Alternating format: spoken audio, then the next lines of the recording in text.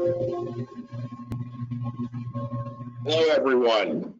Welcome to today's webinar. I'm Dennis Walker. I'm the office manager in Fort Washington, as well as an account manager and director of IntegraONE's recruiting offering. This is our Getting Back to Work series, part 1. Please note that we will be hosting part 1 of this webinar again this Friday on the 8th. And part 2 of this webinar series will be Wednesday, and that is going to be focused on networking. Part 2 will also be hosted again next Wednesday on the 13th. We appreciate everyone joining us today. Let's talk about what we will be discussing today.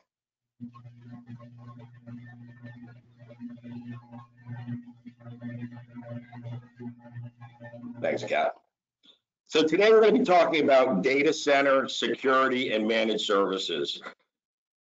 So developing a data center crisis management strategy, managing remote data and bringing that data back to your corporate servers. And then what we want to do is open the floor to all of our clients who are on this call and take any questions you guys might have, things you're thinking about today.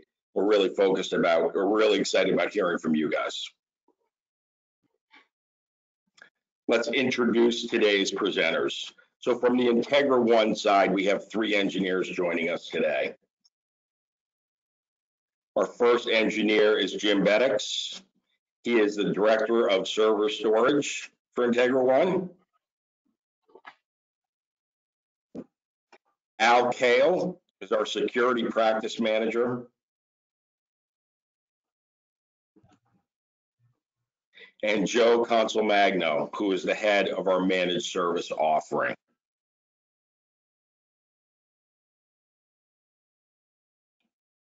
So let's get into our topics. So looking at this from a data center, and Jim, this is really going to be directed towards you. Looking at this from a data center crisis management strategy, can you talk to us a little bit about how to manage your data center in a lights out capacity, things we should be prepared for, things our clients should be looking at and considering? Sure, Dennis. Thanks for the nice intro there. So one of the things I wanted to bring to the meeting here today is talking about how you can actually run your data center remotely. Obviously, this came upon us rather unexpected. A lot of people made a bunch of jumps and started working from home very quickly. And, now's the time to think about ways that if you could do this all over again, if we had time to plan, how could you actually make things better for your data center and actually run it remotely now that you're not in front of it, right? A lot of us were used to day-to-day data centers in the room behind us, maybe right behind us, down the hall. You could go check for things. You could plug in consoles to servers if you needed to. Now that's not the case. We're all working from home. Your data center is locked away. You don't have access to it. So how can you make your experience more like it was when you were in the office? So I have basically 2 areas that I wanted to talk about. The first is about access. How do we get that same level of access, or as close to that same level of access in a lights out capacity as what you were used to when you were working in the office? And the second is about availability, because now more than ever, it's very important to have your data center available with all your remote staff working. They're counting on that to be up and running all the time, right? So let's hit them one at a time. So first, let's talk about access. So it goes without saying, the first thing that you should probably consider is trying to have console-based access as close to what you had as when you were in the office. So for servers, that's pretty easy. Almost every server vendor now, through their management processor on the server, has the ability to access that server in a lights out capacity, where you can have a virtual console, you can have virtual media and that you can mount to work on it, a virtual power button to turn the server on or off if you need to. Sometimes that's a license, sometimes it's included. Here at IntegraONE, we focus mostly on HPE equipment. So I'd refer to this as the ILO license. Every server comes with an ILO board on board. You just need the advanced license to activate those features. So if you don't have that license already on your server, you might want to look into doing that. HPE is actually giving away a free trial license that'll run, I believe, through the end of December. So if you don't have it on your servers and you're an HPE customer today and you'd like to see how that works, contact us here and we'll get you hooked up with that license. Other vendors, I mean, if you're a Dell shop, this is your DRAC card. Lenovo has something very similar. Like I said, everyone's got one. I would just look into getting that because that really gets you out of band access to the server as if you were in front of it. The other things that you might need to think about, though, is there's other devices in the data center that you might need to plug a console cable into, like a switch, like a storage array, things that you're used to rolling up with a serial cable. There's actually a piece of equipment that was very popular years back and sort of fell by the wayside, but in this kind of an environment may be popular again. They were known as either console switches, console servers, or serial concentrators. So basically, the concept here is very similar. This device plugs into the network that you can log into on one side, and on the other side are a bunch of serial ports that you can connect up to anything that has a standard serial console interface. Again, that gives you that same access as if you had to roll into the data center with a crash cart or a laptop plug in to get console access. So now between those two technologies, you've basically restored that same level of access to both your servers and your storage or your switching equipment that you would have had if you were physically in front of it. The next thing that I would say is very important on the access strategy is how do you get in remotely to access those tools? So here at IntegraONE, we use VDI very heavily. Virtual desktop is the easiest way, I think, for users to get in. It's a familiar environment, but you also want to make sure that you have another way in, at least a second method of access. So we also use heavily a VPN connection. That way, if I'm in VDI, where I like to work every day, and it's very easy for me, but I need to do an update to that environment while I'm remote, I can actually switch over to the VPN connection, do those updates, and continue to work. I obviously can't update an environment while I'm working on it, so if I'm in VDI, I can't update VDI. So always having more than one way in for your access is definitely a critical component. Switch over here for a couple minutes and just talk about availability. And I know some of this may make perfect sense, but it's sometimes things people don't think through all the way. The first thing that you need to keep your environment up and running is reliable power, right? Most folks do have their computer equipment on a UPS, a battery backup. However, how many times have we checked, to test, does that actually work? When's the last time you replaced the batteries in it? Right? We don't want to find out when we're running out the door that the next power hit that we have, we're coming into summer, storms are coming, the UPS doesn't hold, right? So now's the time to look at doing some of those checks and tests to make sure that if we do have to go into this mode again in the fall, you're ready to go. As we move up on the power string from the UPSs, the next thing that we usually have in a rack mount environment is something called a PDU or a power distribution unit. Basically, you can think of this as an extension cord that all your servers and your equipment is plugged into. Many times people look, to save some money and they buy the most basic PDUs or basic extension cords. What I'm here to let you know is if you weren't aware of it, there are actually units that are switched and monitored. And by switched, I mean when you connect in, again, over the wire, a management connection, you can actually log into the PDU and you can flip power on and off to the outlets. So for servers, for example, I said that remote console capability usually gives you the ability to turn the server on and off. But for other equipment, again, switches, storage equipment, you can't easily do that. So if you have a switched PDU, now if I do need to physically power off and power something back on, I can do that remotely as well. So it's worth the uplift on getting a better PDU or PDUs in your rack if you can do that. Next piece here is generators, right? The UPS batteries are great. They're going to hold for a certain amount of time and then they're going to go. So if you have the ability to get one, having a generator in front of that UPS so that you can keep running if the power goes out for an extended period of time is definitely something to consider.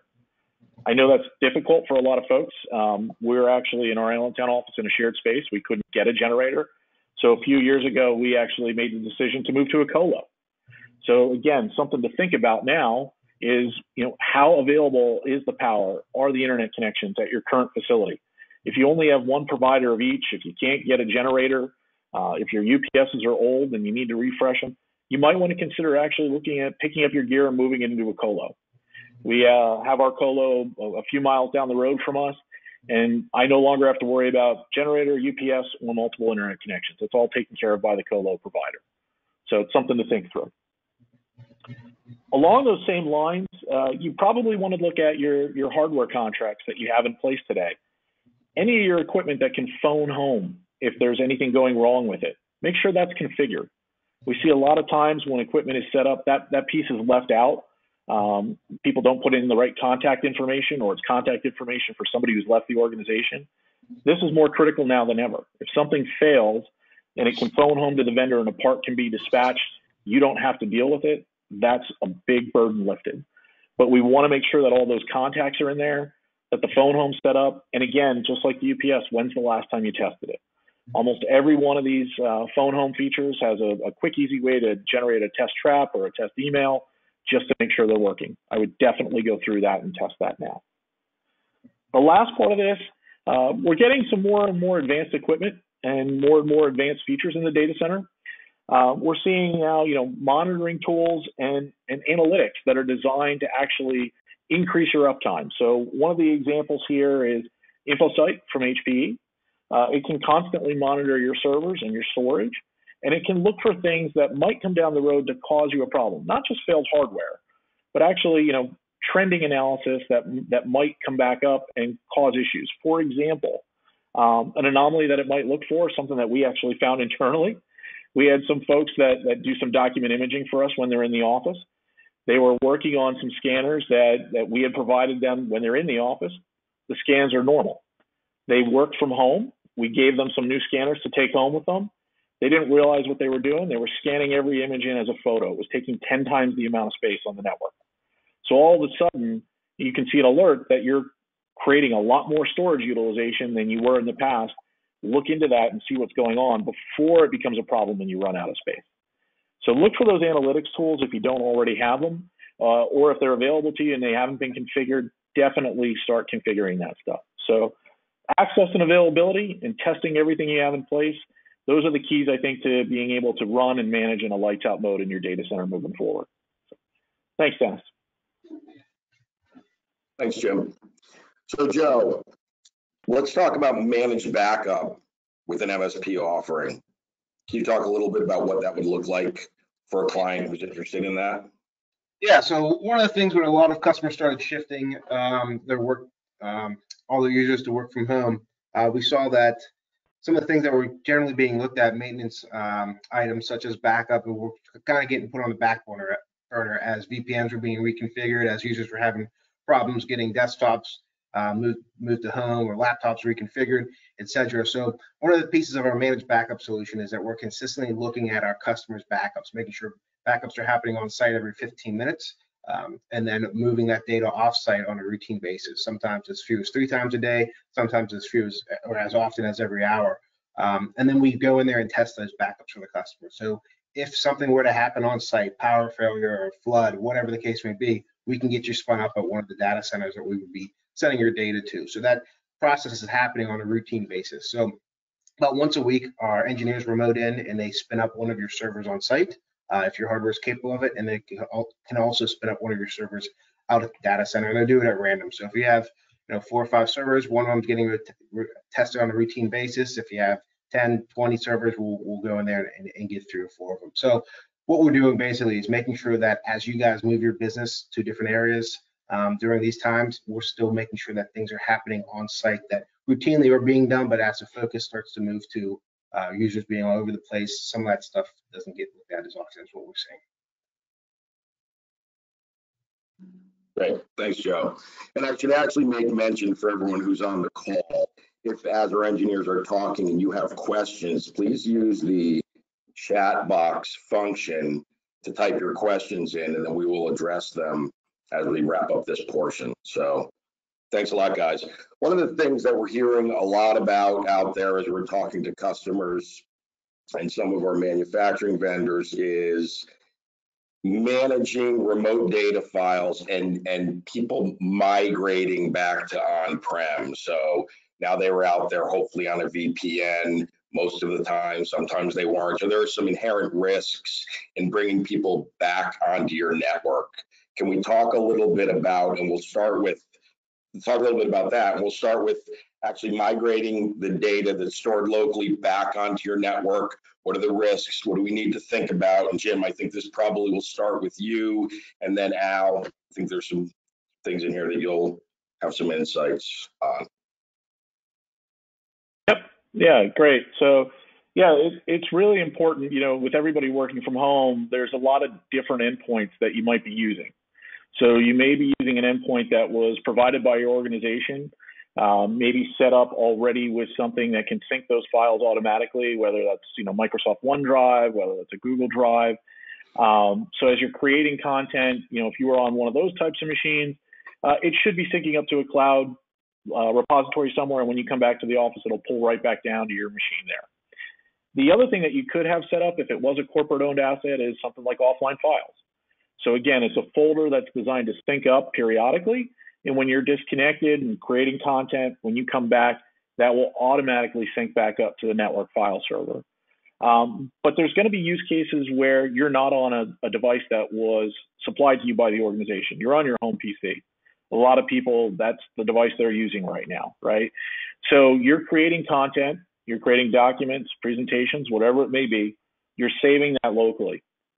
If you don't have some sort of file sync utility already installed, you could look into that. However, getting back to the office, there might be some corporate policies that say you can't use those types of third-party things like Box or Dropbox to move data around, because there are some security risks, and I know Al's going to talk on some of that. So, what's the worst case thing here? It's sneaker net, right? You're going to need some kind of a removable device, plug it in, USB stick, hard drive, whatever the case may be, based on how much you've created, copy it up there, and then you're going to need to take it, walk it back to the office with you, plug it in, and copy it up to the appropriate place on the network at that time. So, I'll flip it over to Al, because obviously there's some concerns there, especially if you're using a device that doesn't have up-to-date antivirus or Windows updates on it potentially. So he can address some of the security concerns around that. Al? Sure. Thank you, Jim. Yeah, so migrating that data that's locally stored, one thing I want to talk about is sanitizing files and maybe removing undesirable software before you sync it back up with the corporate servers. Truth is, with employees working from home and the possibly limited device visibility, we want to ensure that the systems are scanned and sanitized before synchronizing files with the corporate resources. Everybody's doing their part these days, social distancing, self-quarantining, to prevent coronavirus from spreading. Last thing we need is, the electronic version running rampant, because devices return, and they're riddled with malware. So definitely want to make sure that we're, sanitizing devices too and scanning them as we're reconnecting them to the network.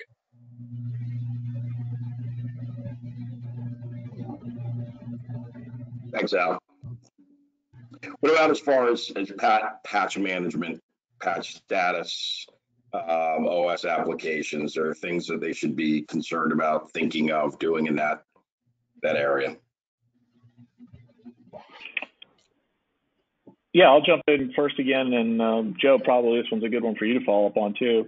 Again, if it's a corporate managed asset that you were given that you took home, chances are there was policy in place that's controlling the Windows updates that are going on that device, or controlling the antivirus updates that are going on that device.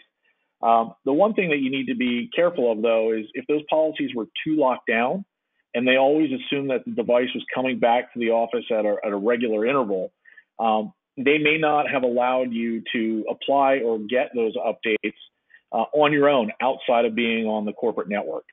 So even though the device may have, an update policy in place or an antivirus update policy in place, it may not be able to pull those updates from your home network.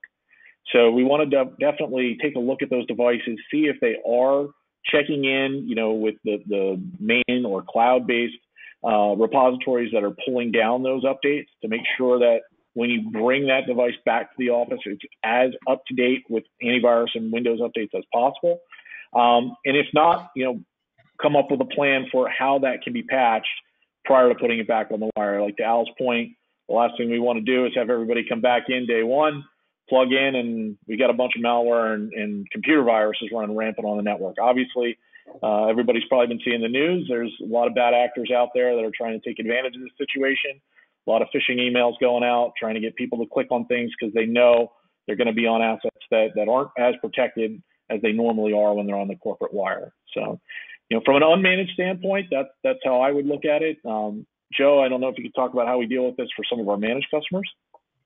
Yeah, so when we bring a customer onto our managed services platform, we install a software package onto their machine where it allows us to not only manage the Microsoft patches, but the Adobe, Java, Apple QuickTime, etc. About 26 other different pieces of software that are prevalent in the business community. So when we do that, we don't rely on WSUS or anything like that anymore. This is a specific software that's there for patch management.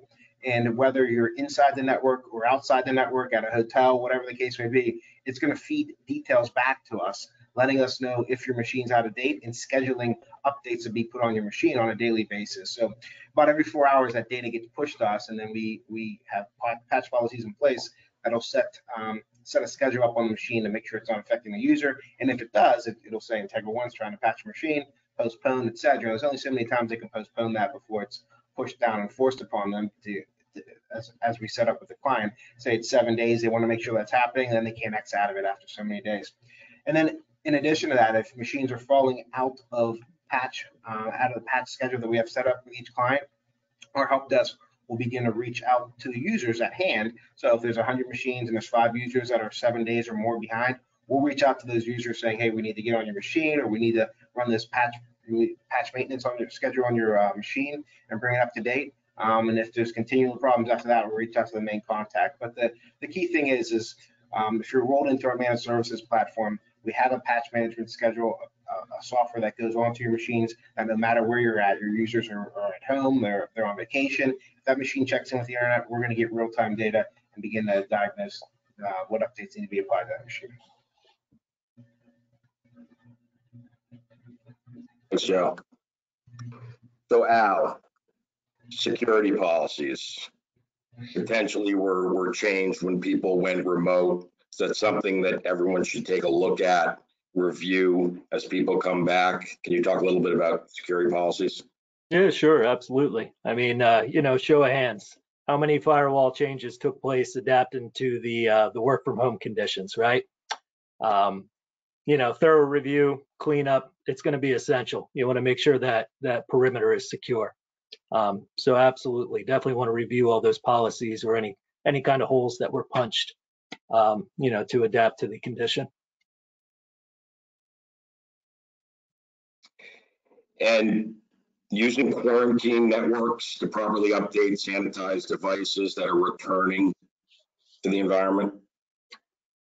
Yeah, so, in line with sanitizing devices, network access control solutions, typically they include quarantine networks used in conjunction with device posturing and policy enforcement. So let's say a corporate endpoint connects to the wireless network, but it didn't have antivirus enabled or the definitions were out of date. NAC could automatically place the endpoint into a quarantine network for remediation before allowing full access to the network resources. Now, if NAC isn't an option or it doesn't exist today, possibly consider manually creating quarantine networks or staging environments. This way we can ensure the systems are up to date and they're scanned before allowing access to the corporate network. Right. Thanks, Al. Jim, do you want to kind of give, so as we near the end of the 30 minutes here, I'm going to put you on the spot. Do you want to kind of give an overall recap of what we discussed? And then for everybody who's on the call, again, please, if you have questions, put them in the chat box. Kat Tuttle, our marketing and communications manager, is on the call as well, so you can handle the Q&A portion. But Jim, do you want to kind of wrap this up? Put a bow on it, and then we can turn it over to people on the call. Yeah, absolutely, Dennis. I think really the key here is, thinking about how can we do things better now that we have some time to plan for the next time that you might need to manage your network and the assets on your network in a remote capability. Like we said, this time around, everybody was scrambling. Everybody's done a great job trying to work from home and pivot to that very, very quickly. One of the things that you may consider if you haven't done it already, look into VDI, right? For those of us that use VDI and access virtual desktops from home, this was an easy pivot, right? If it was set up ahead of time, this was real easy to open up for users. There's ways to do it where you don't even need a client on any device. Whatever the person has at home, it could be a PC, it could be a Mac, it could be a tablet, a phone, it doesn't matter. You can access back into the network and have that same look and feel and the same set of applications that are used to. So you don't have to worry about scrambling to deploy a whole bunch of laptops and add a bunch of applications to it for people running out the door. The other part of it is think about your data center, right? Think about how you manage it today. It's great. You can look, walk into the data center, look at lights. If something's failed, you can pull it out and fix it yourself. Want to try to pivot that more to let the data center run itself, let it phone home, let it alert you when it needs you, and give yourself the ability to access that room completely remotely, right? The more that we can do remote and deal with that today, the better your life's going to be every day, right? The less you have to walk into that noisy room that's either really, really hot or really, really cold. We don't like being in there, the better it is. And finally, think about what your infrastructure looks like today. If you're challenged from, power, from space, from cooling, from internet, you may want to consider looking into a colo partner. Now, there's a number of them around the Lehigh Valley and throughout the state that I'm sure would be really happy to talk to you. We have some references for some that we can introduce you to, because sometimes that's actually the easiest way to meet some of these goals, right? And it'll actually force you into working in a lights out mode almost right away. So that's pretty much it. I think we've covered a bunch of the topics that we think are really important for folks to know, both when they're coming back into the office with those devices now and how to plan for possibly the next go around and improve your overall environment. So I think, Dennis, I'll toss it back to you, and I think we're about ready to open up for Q&A. Awesome. Thanks, Jim. So, Kat, are you on with us? Oh, yes, I am. I was on mute. How are you, Dennis? Good. How are you? Good. Well, I want to say a big thank you to the guys for sharing all of that with us. And of course, thank you to everyone who's joining us today. So we'll just go right ahead and dive into the Q&A portion. So a couple of notes on this, folks. As Dennis mentioned, you can definitely type in your questions into the chat feature, which is on your GoToWebinar toolbar. And I'll take those questions as they come in. I also want to mention and say thank you to folks who submitted their questions beforehand. I think we'll get started with those, and then, of course, we'll feed in the questions that we receive on the call as well. And then just a last note that, of course, if there's something that you don't think of at the moment, but that comes to you after the fact, after the webinar has wrapped, you can feel free to reach out to us a couple of different ways. So either through your IntegraONE account manager or by visiting our website, IntegraONE.com, in the contact section. And also, and we'll touch on this in the housekeeping later on, but you will be receiving a feedback survey that will give you another opportunity to ask any questions that you may not have had in mind live on the call. All right, without further ado,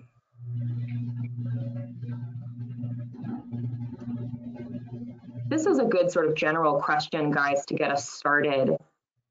I suppose this is sort of speaking to future future state here. How can we gear up for, the next time that a crisis like this might roll around? So the question is, what will be the most sought after skill sets to train staff on before the next crisis? Yeah, I'll jump in there to start. So, Kat, I think, I mentioned it a couple times today, and I think it's really going to be something that more and more people are looking for is running a virtual environment, a virtual desktop environment. I think a lot of people who weren't aware of what that was or what they could do in it really heard from folks that were running it how easy it was to make that transition when we had to move to a remote work environment. Very little that you have to deal with on the endpoint side, very little that you have to deal with on the data side, because everything's still live on the network as if you were in the office. So I think, folks that understand and can administer a virtual environment, especially around virtual desktops, I think that's going to be a very sought after skill, at least in the data center side. Sure. Okay, wonderful. We've got a few interesting questions here that actually pertain a little bit more to, I guess, communication, the communication aspect of all of this. So the first one that was sent in, suggestions on continuing to promote collaboration with those still not back on site.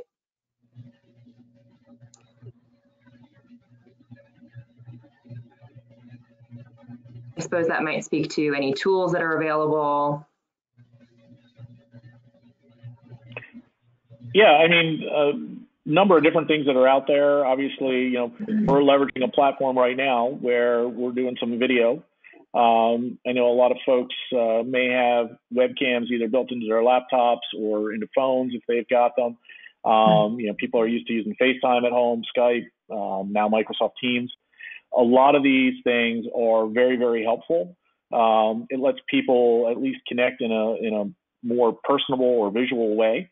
So I would definitely look into using more of those tools. A lot of times I think, again, folks scrambled at the last minute if they didn't already have video collaboration. They were setting up things like Zoom meetings. It was great. It was quick. It was easy. But now that you've got some time to maybe think about this and plan better, there's other tools that might do that in a better way, right? Mm-hmm. Another thing that's very important, I think, is even, Joe, maybe you can talk to this a little bit too, the ability to remote control a person's PC and walk them through things, right? Mm-hmm. Users went home, they are using applications, they're running into trouble. They can't just pick up the phone and you can run over to their desk and take a look at it, right? So very similar to how we did with the data center, any kind of remote access, remote control capability, I think is very useful in helping this. So I think we have some of that in the managed tool set, right, Joe? Yeah, so one thing that we saw a big increase of is customers coming to us asking for ways to remotely control desktops. And when we do a managed services engagement with a customer, we always include Logmein Pro.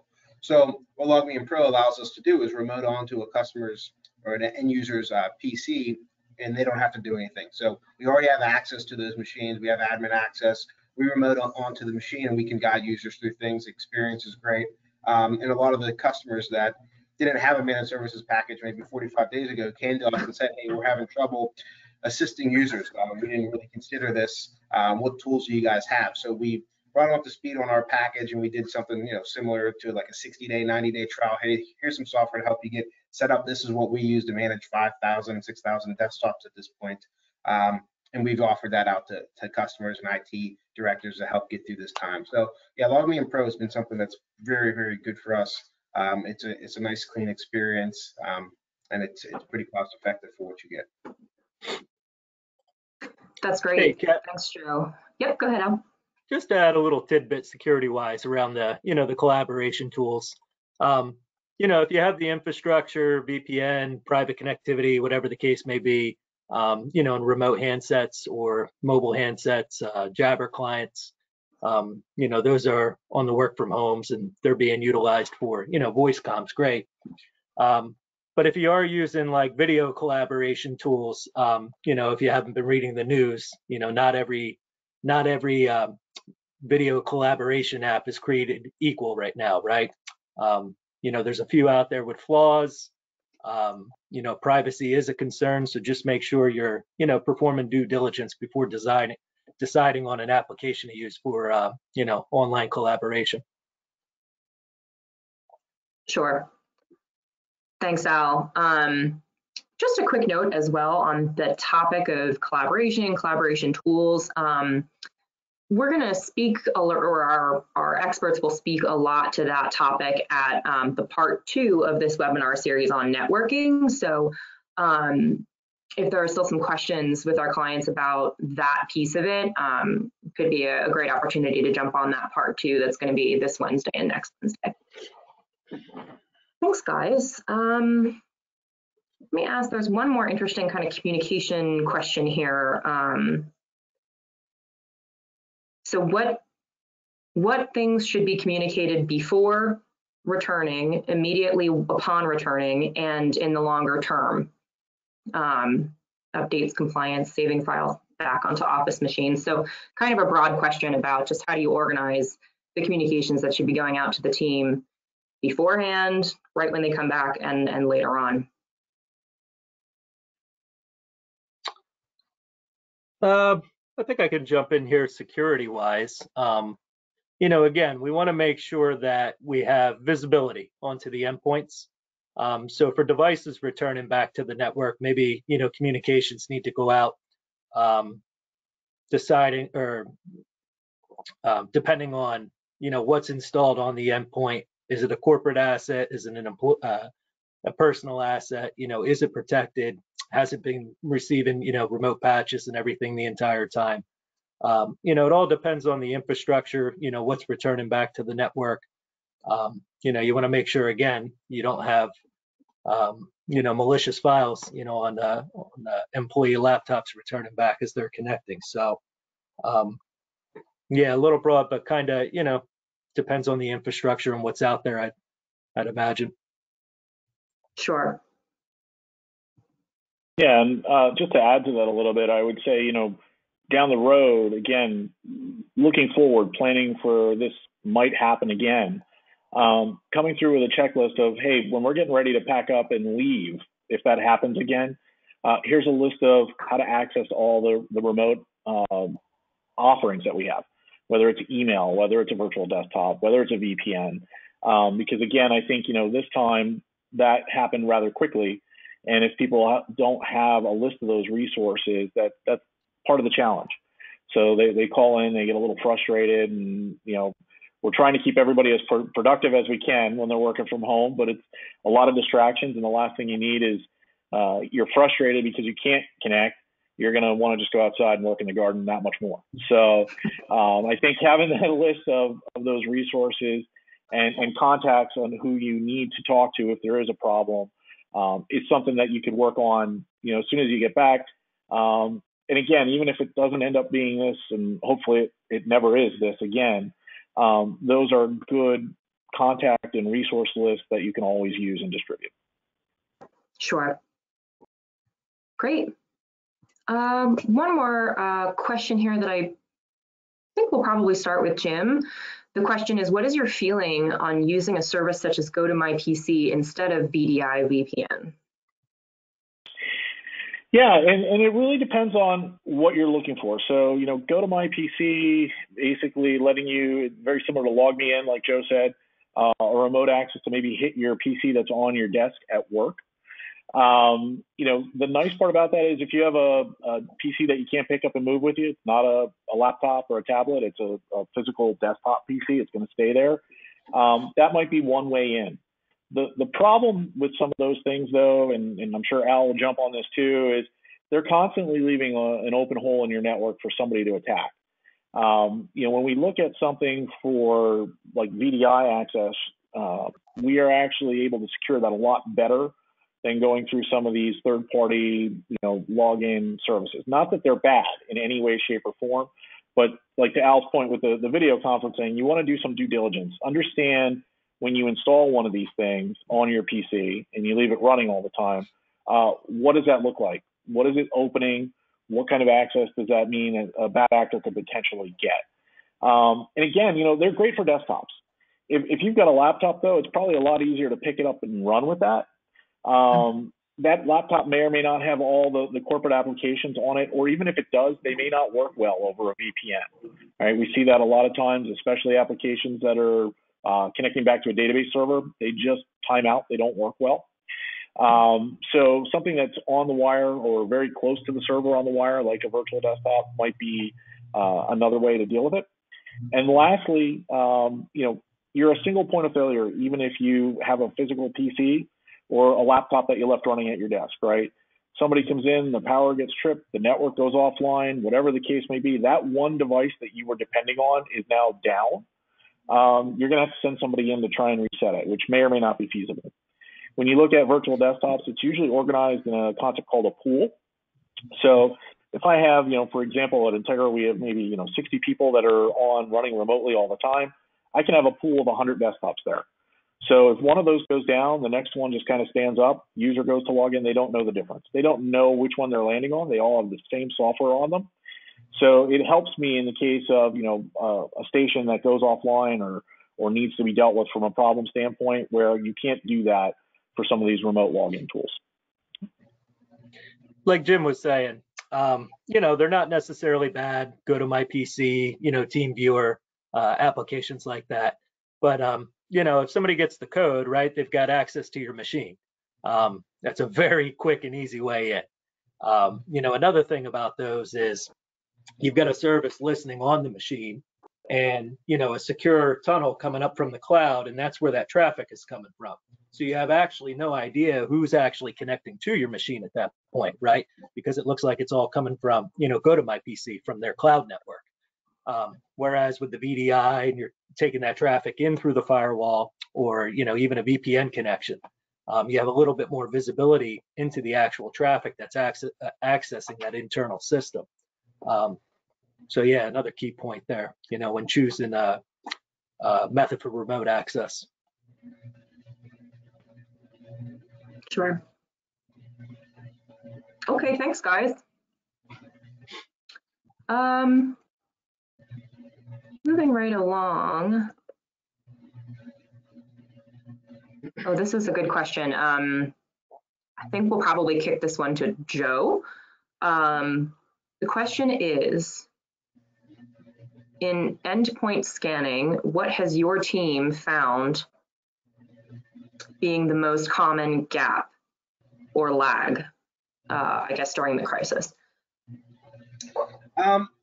So what we do with endpoints, and we've actually increased this over the last couple of weeks with some of our clients, is we're pulling in logs, the logs that are coming through on all the desktops. We're pushing this through a SIM, which what that does is grabs all the logs that are happening on a PC or server or network device and look to see if they're good or bad. So what we saw when customers started moving stuff off-site and starting using different types of tools is we were seeing new applications get introduced to the environment.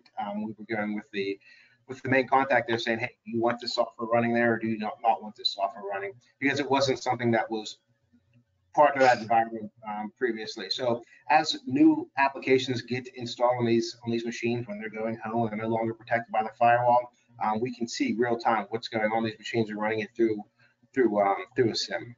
So we're getting all that data. And if something does go bad, we can pinpoint the exact time and when that took place because we have all those logs for 365 days. One of the other things that we have seen a lot over the last couple of weeks is a lot of emails being generated from malicious places that look like they're meetings or go to webinars or whatever the case may be. And when you click them, it's not the case. So introducing that stuff, because sometimes you don't have a good protection at your home on malicious things that are coming in, things that are being scanned by a firewall, etc.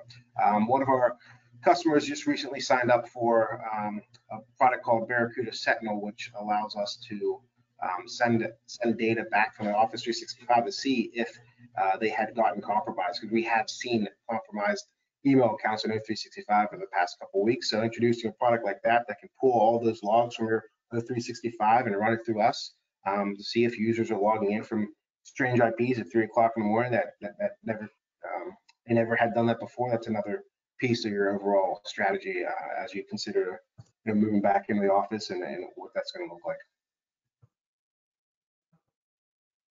Perfect. Anything else, guys, on that point? Okay. Here's a good question on DR. So what DR testing should we be doing moving forward and frequency? Yeah, I'll handle that one. So hopefully before everything happened, you already had a disaster recovery strategy in place, right?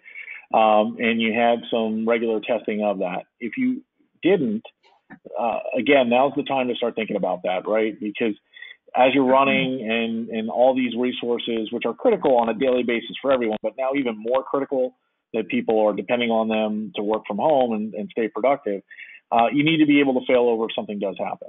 So making sure that your backups are good. That's the first thing that you can do, right? Again, a lot of people, it's kind of set it and forget it. They set up backup jobs. They never go back in and look. I would definitely recommend, setting up every backup package has the ability to send an email alert if a job fails. Look into why that's happening. Try and fix that. The next thing that you may want to consider is if you're not already heavily or 100% virtual, move towards that because it makes it much easier for portability to pick those machines up and run them somewhere else if your equipment dies. Next level above that is look at where can I replicate that data to. So, if you have two sites that are geographically separated, that's awesome. You can probably take care of doing your own DR. If you don't, it's probably cost prohibitive to stand up a second site, more equipment, right? So this is a great opportunity to look into a cloud provider offering that's going to do DR as a service. So basically, you're going to replicate your backups, your data to that site on a regular basis. That provider is going to hold on to that, and should the need ever come that your equipment fails, then they can spin it up in a virtual machine at their site that you can then connect to and run from. So again, starts with the backups, make sure they're good because generally they're the seed value for the DR as a service. Or if you've got an array that you can replicate array to array, that might be another way to do it. But we can definitely help you with that. It's sort of a crawl, walk, run. Don't try to bite the whole thing off at once. It'll drive you crazy. But starting with those backups, making sure they're good, that's the best place to start. Great. Okay. Al, this looks like a question in your territory here. So the question is, can I implement a remote solution now before staff returns to the office to detect vulnerabilities and do patch management? Absolutely. Solutions exist, whether they're provided as a managed service or they're completely handled in-house. Typically provided as like a cloud-based software as a service. Effective vulnerability management programs, they got to operate whether clients are on-prem or remote. And a lot of key considerations there are, asset visibility, vulnerability management, threat prioritization and response, or the ability to, deploy patches, regardless of where the client resides. As Joe mentioned, we offer, managed services there, to keep the endpoints up to date and secure. But there's plenty of solutions that exist too if, clients want to keep them in-house as well. Perfect. Here's a question that we received beforehand, and folks, continue to send those questions into the chat box, or there's also a questions pane, which I've received a few on, so feel free to use either one of those options as we go forward here.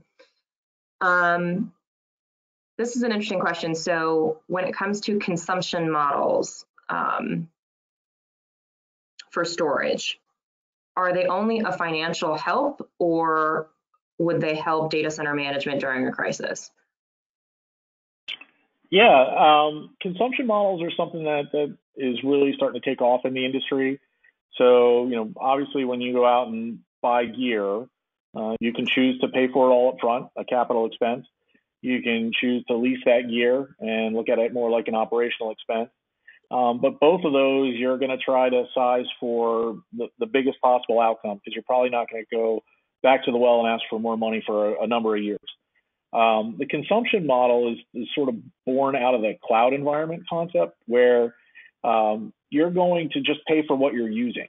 And the vendor is going to put, enough equipment on site to cover your needs today, plus some growth room. So that if you do add to the environment, they don't necessarily have to come out and put more gear on. They just charge you a little bit more. It's kind of like an old cell phone plan where you paid by the minute, right? So for the storage side of things, that's generally looking at, how much data are you adding, what's living on that array. That's going to base it on your rate that you're going to pay.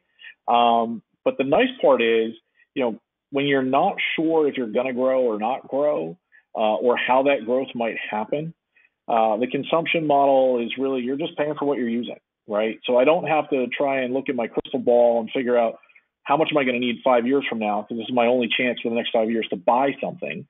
I can just buy what I need right now, which keeps my cost down, frees up that operating capital to use somewhere else.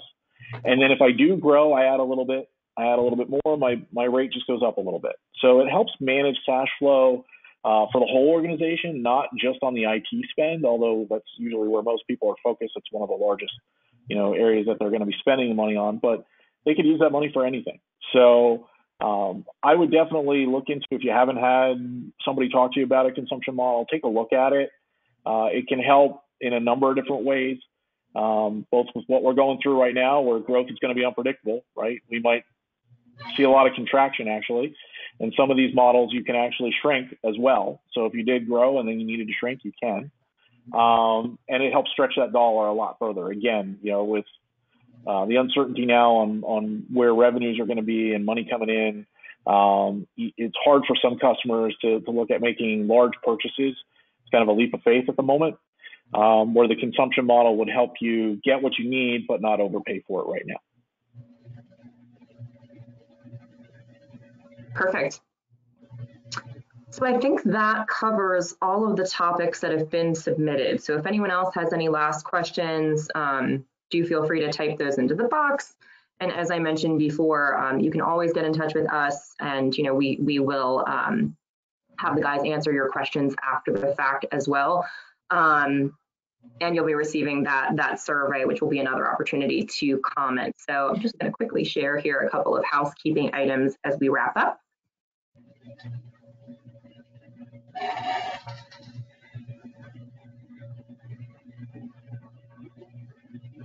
I sound like a broken record. So here again, you're going to receive that feedback survey by email a little bit later today. So that'll be a chance to just give us some feedback on how you thought this webinar went, what we could do for you in the future, and also any questions that you might think of after this wraps up. A quick note on the part 2 of this series, as Dennis mentioned at the beginning of the webinar. So it will be more network focused, and you'll see some return characters. Joe Consolmagno, who's our manager of managed services, and also Al Kale, who is our security practice manager, will be on hand to give those perspectives, in addition to Brad Reitmeyer, who's our VP of operations, and we'll be talking to that network perspective. So those, as you can see here, are on this Wednesday and next Wednesday. You can sign up for those through our website at integraone.com/events.